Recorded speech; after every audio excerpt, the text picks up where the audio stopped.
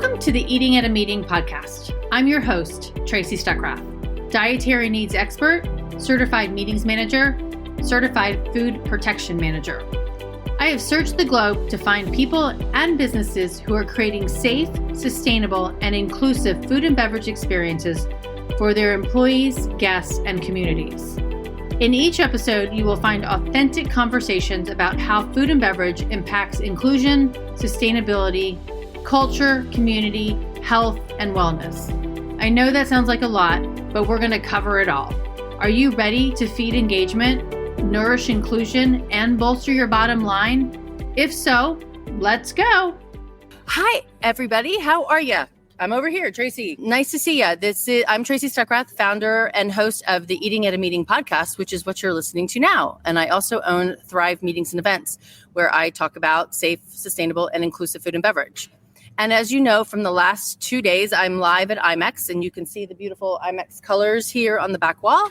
And I'm just interviewing random people that I find on the street, runners, right? No, this is David Stevens, and he is a corporate event professional who is a 4-time fittest man in the meetings and events industry.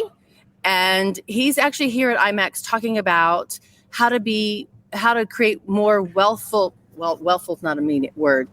I mean, anything's a word if you say it. Right. Wealthful meetings, right? Making sure that our attendees are happy and healthy when they leave. So wellness is the word. But I'm glad you found it. Thank you. I appreciate that. So David, welcome to the show. Thank you very much. Thank you for having me. I'm glad this worked out. It is. I'm so glad I put it out there. Anybody want to be on the show? Yeah. And you responded. Yeah. Hey, it worked. Okay. Social media works. Social media works. Okay. So tell us about your session that you're doing here at IMEX. Great. The official title is Increasing ROI by Increasing Wellness. And like you said, it's this groundbreaking concept that when people are happy and healthy, because you gave them the time to think, you gave them the time to process information, you fed them the food they like, you gave them the opportunities to work out if they want, you met them halfway between their home life and their work life, they give you better survey scores. They want to come back to your event. A novel idea. They're willing to pay more. It's not that groundbreaking, but it's a great reminder for us to get back to. It is a great reminder, and it really is important to exercise. I mean, I got up this morning, and I actually brought and I have it in my bag here. I'll show everybody. I've got my foam roller here to roll out my hips because they, walking all day long on these cement floors, even though some of them are carpeted, it's heavy, and I have my acupressure mat. Well, and pillows. So I'm like putting my neck on acupressure in the morning, and Beautiful. It's great. So I travel with I checked the bag. So I didn't get a TSA slip, which I'm surprised, but I have like a 1-gallon bag of protein powder. Okay. That's full. And it's a regular can. No, not in the canister because it won't flat pack. Okay. So it's in like a random Ziploc bag and a shaker cup. And like yesterday, it was 1:00 and I still hadn't eaten. So I just went and grabbed some water and didn't want to pay $7 for a protein bar. Yep. So just keep it with me. Well, and I typically, when I'm in Vegas, I walk to Whole Foods, which from here at Mandalay Bay is probably 1.5 miles. And I buy my food because I always get an Airbnb. So I have a refrigerator and a stovetop, but I got eggs. And so I hard boiled some eggs in my room.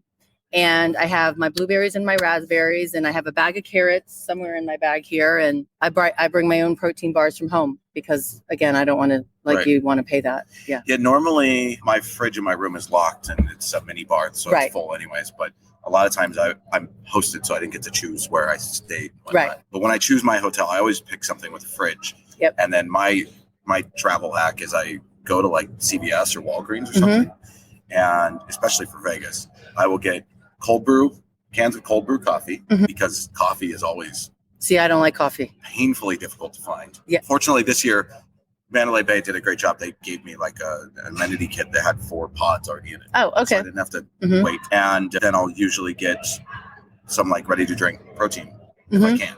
Right. If for some reason I don't bring my protein powder. And to buy that stuff at a CVS is it's great. Monumentally cheaper than trying to buy it. Well, and it's amazing that even though CVS is on the strip and Walgreens is on the strip, their prices are the same no matter where you go. Yeah, that's a nice thing versus when you're in the hotels. That's a different thing. Agreed. Different story. Okay, so before we got on the show, you mentioned 4 words to me that were all M's. Three words that were all M's. We can come up with another one if you want. Okay, maybe. What is there it? There it is. Maybe. So in the conversation we're going to have today on increasing ROI, it's the 3 M's of movement, mindfulness, and meals. Yep.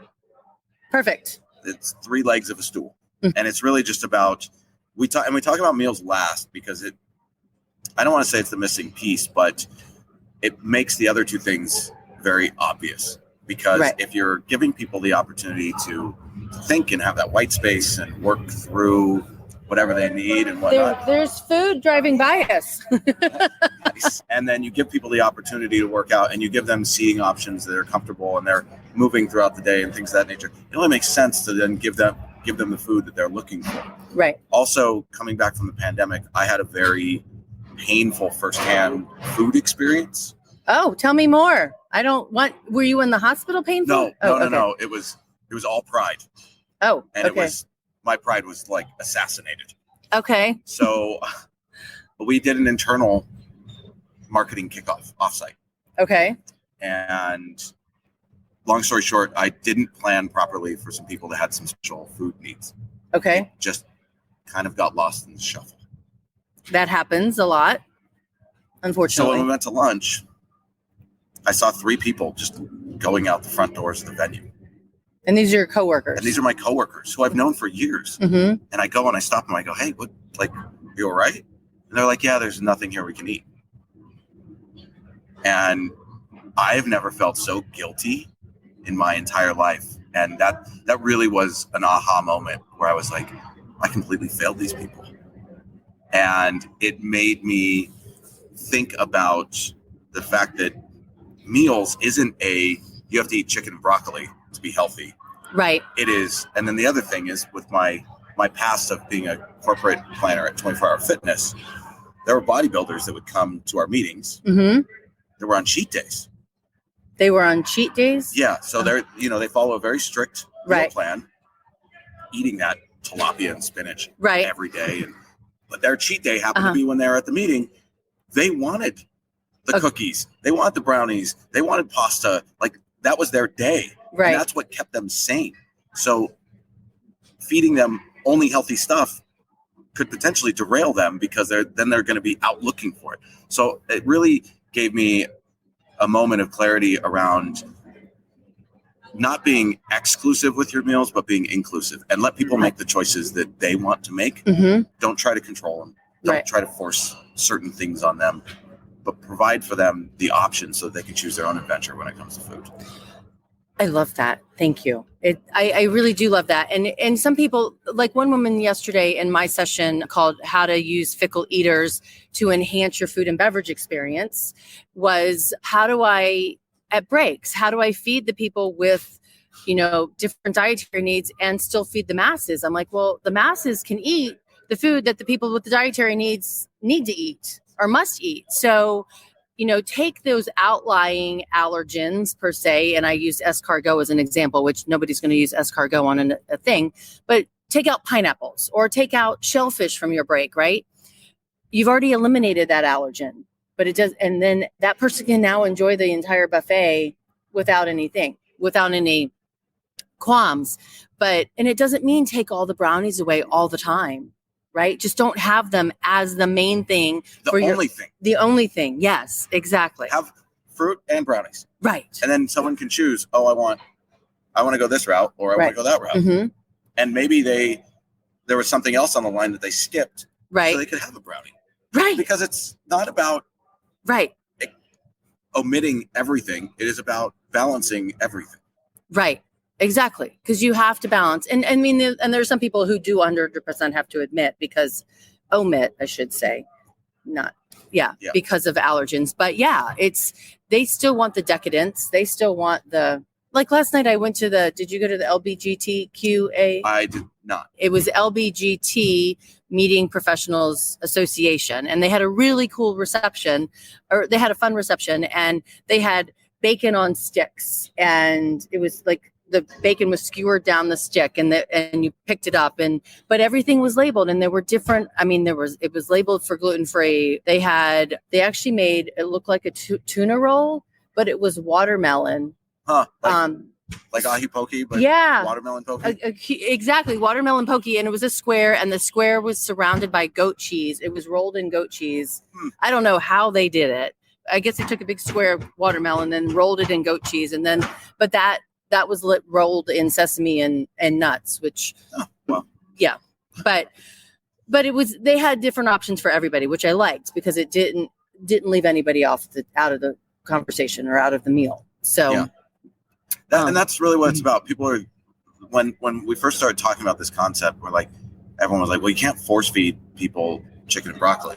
No, you can't. And that sounds terrible. It does. But you got to let people make their own decisions because someone might be on a cheat day and they want to go off the rails. Right. Or someone might not be, but they're like going to skip the pasta on the line.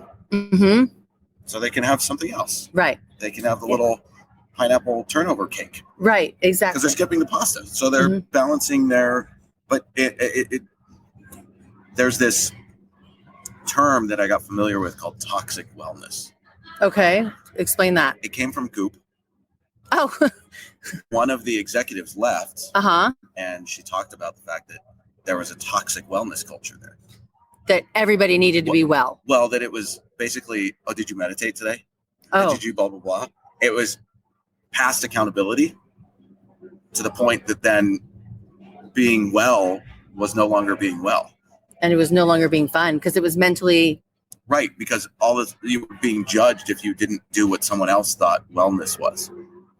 Interesting. Yeah, that's a good point. And that's not what this is. That's not how wellness works because everyone has a different path. Right. And when you wrap your head around that and you lean into that, take the initiatives of like meeting with your chef. Right.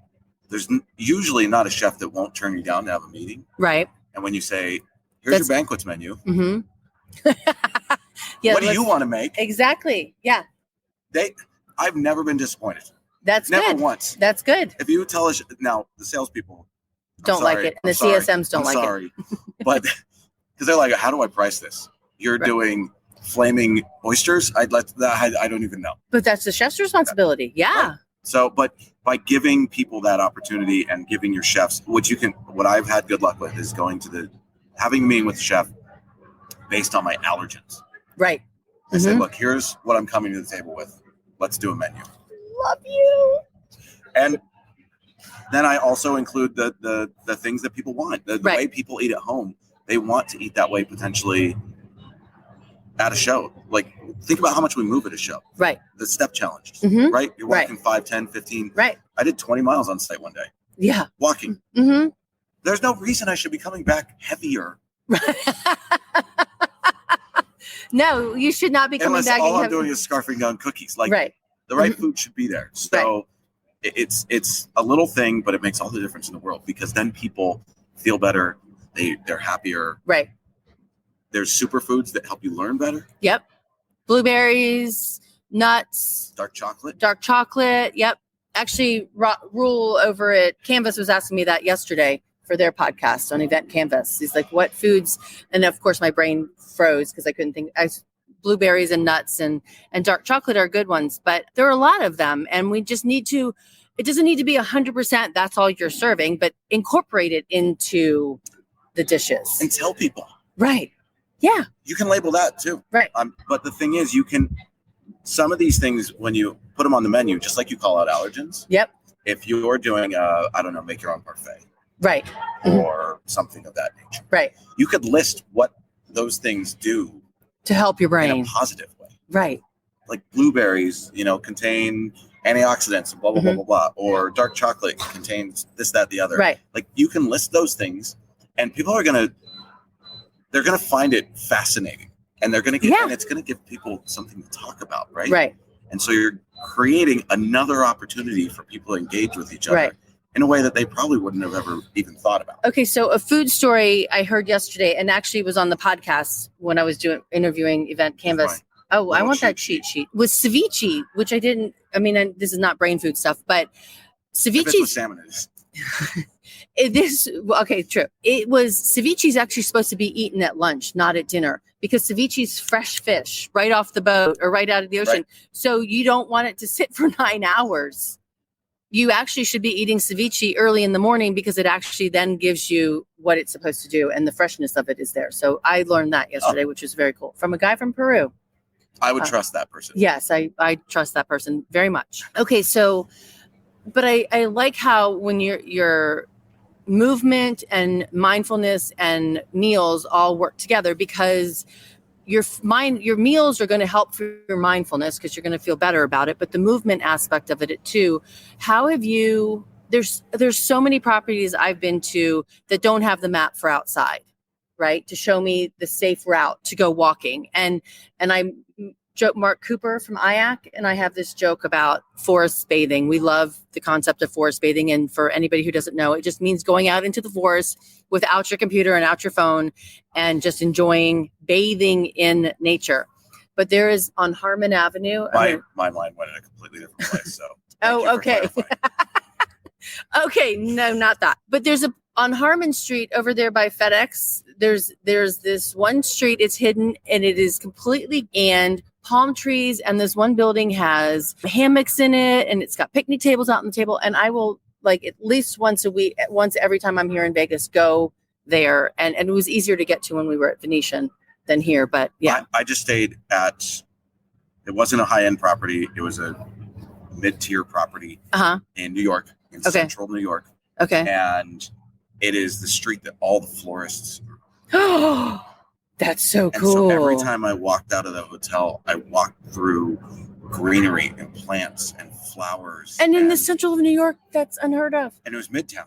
Wow. So it was like this little mini Central Park, and I couldn't get over how great it made me feel. Yeah. Every morning and every evening, if I came home early enough and before they pulled everything in, just walking through this just urban oasis. Right. It was transcendent.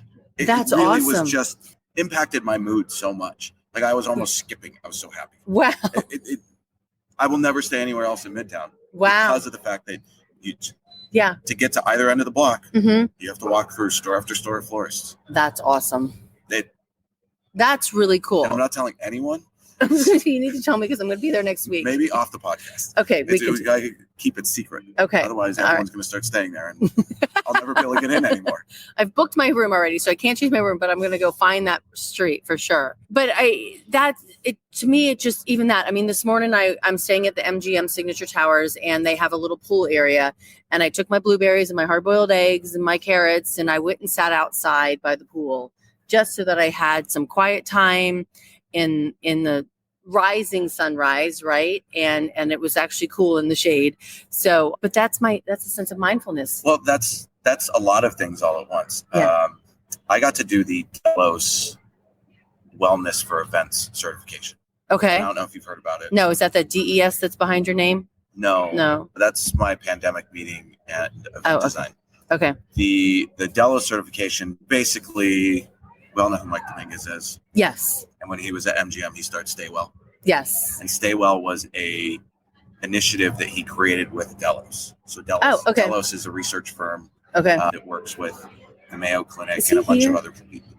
I'm sure he is. Somewhere, yeah. And after he left MGM, he took that concept and they created a course so that anybody could get certified on how to create wellness-focused environments. And it focuses on light, it focuses on sound, it focuses on air, all of those kind of stay well things that MGM offers. Right. All of those things. So it's interesting that you did that because not only was it mindfulness, but it was your meals as well. Right. And even though you were still, you gave yourself the opportunity to just be.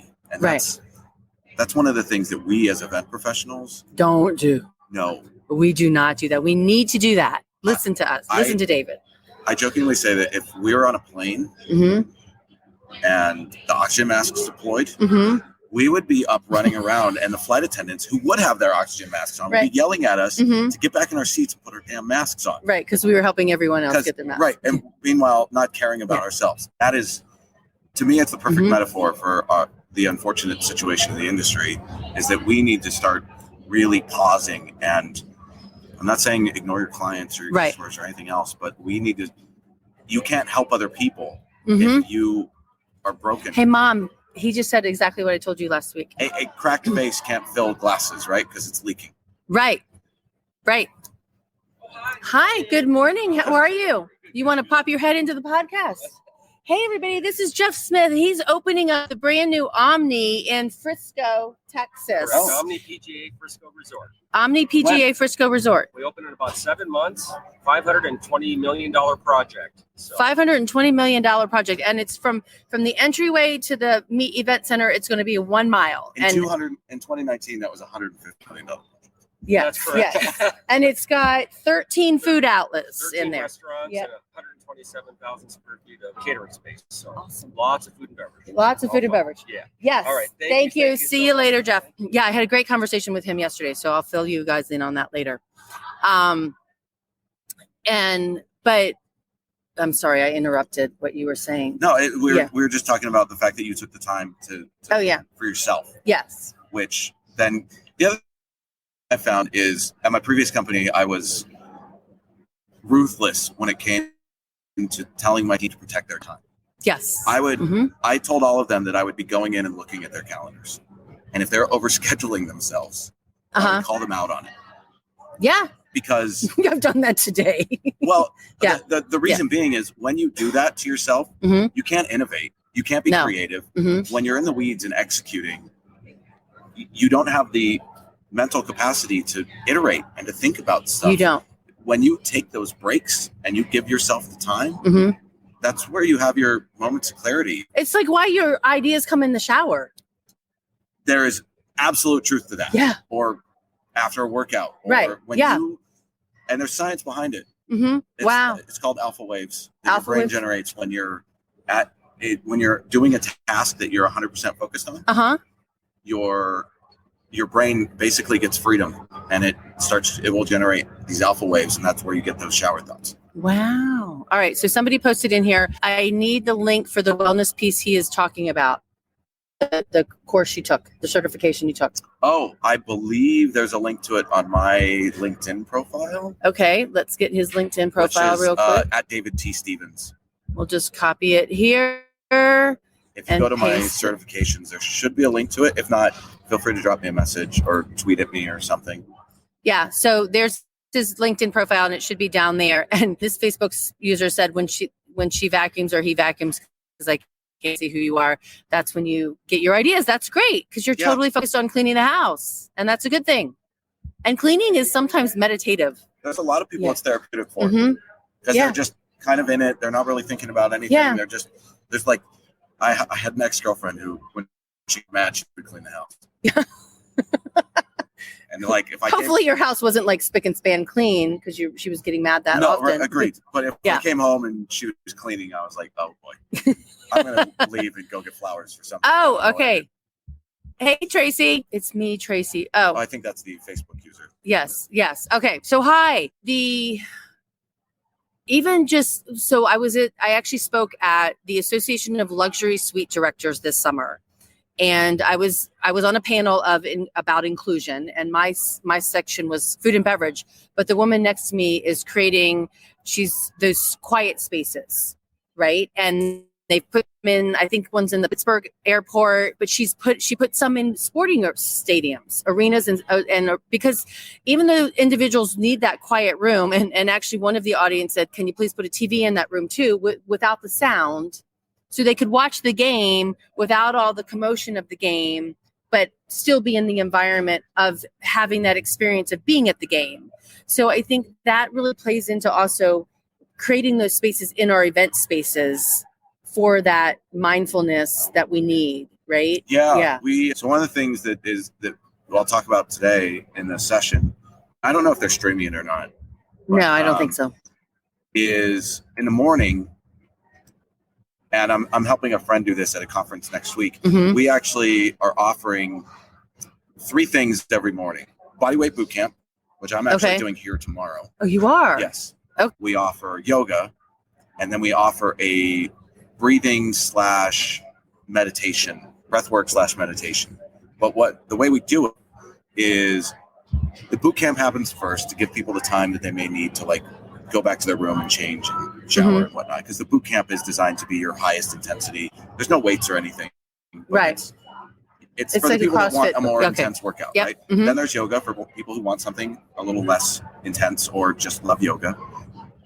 But we stacked, we do 2 30-minute breathwork / meditation sessions. Okay.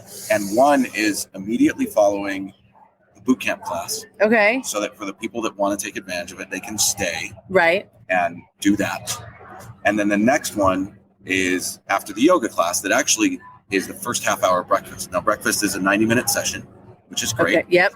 But it's the first 30 minutes of that so that anybody can come dressed. Right. Because they don't. Yoga does not need to be on the ground in your yoga. Yoga pants. might be, but the breath work and the mindfulness and the meditation, you're not going to get sweaty doing it. Right. Maybe it could happen, but you're probably not. So people can come dressed and they can take advantage of that and just get a little pause. But we knew different people want different things at different times. Right. Mm-hmm. And so by offering that variety of things, everyone feels like they're cared for. Everyone gets that opportunity to focus on themselves. They get to process what they heard the day before. Right. They get to set themselves up for the next day. Some people didn't do it at all, and they just hammered out emails all morning.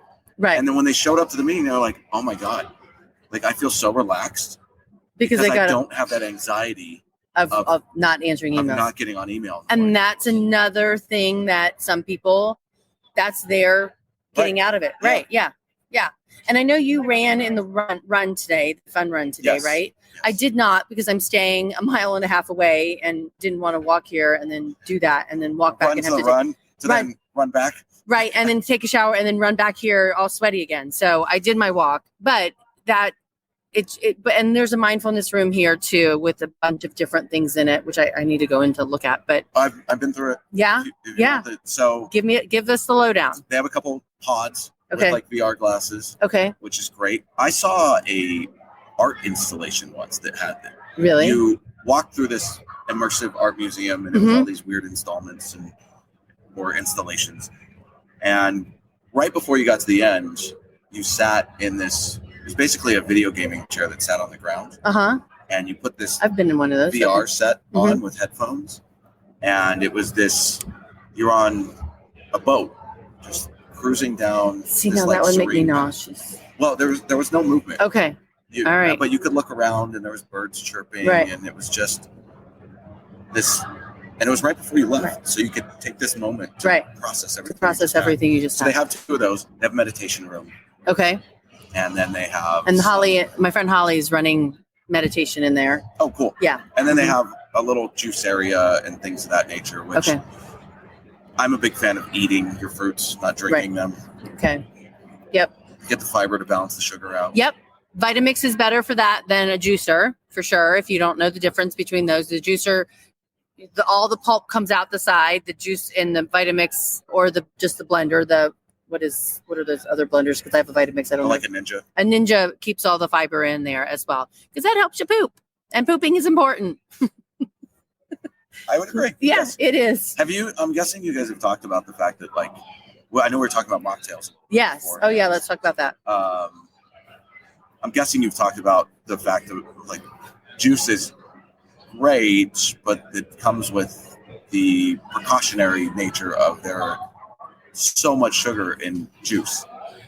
I have talked about that. Yes. One vegan chef does not concur with me on, but yes, it is. And because I buy that 16-ounce juice at Whole Foods sometimes when I'm traveling, right? Mommy Boost. It's got vegetables and fruits in it. It does not have the pulp in it, but it is loaded with, it is taking the fiber out of it. So it's got a lot more sugar in it, but it's kind of because when Jamba Juice got really popular, people started figuring it out. Right. Because they're like, oh, I'm drinking 2 of these a day. Oh yeah, that's too much. Type 2 diabetes. Right. Exactly. It's kind of like the faux meat movement. Right. I'm a fan of what helps people get to where they need to be. Right. But flip things over. Right. Look at your nutrients. Yeah. Oh my gosh. Read the label. Yes. Read the label. And myself and my wife, we looked at, we're like, oh, we can get these Impossible Burgers. Everyone talks about how healthy they are. And then we flipped it over. We're like, oh God. No. I'm better off eating beef. You are. it's better. Like, go buy make sure you're getting it from regenerative farm. Yes. Agreed. Yes. But like just there's this whole, just because something is quote healthy because it's vegan, or, right? No, it doesn't necessarily mean it's healthy. Oh no, there's a convention I go to, and it's well, I can't say the name because it'll give it away.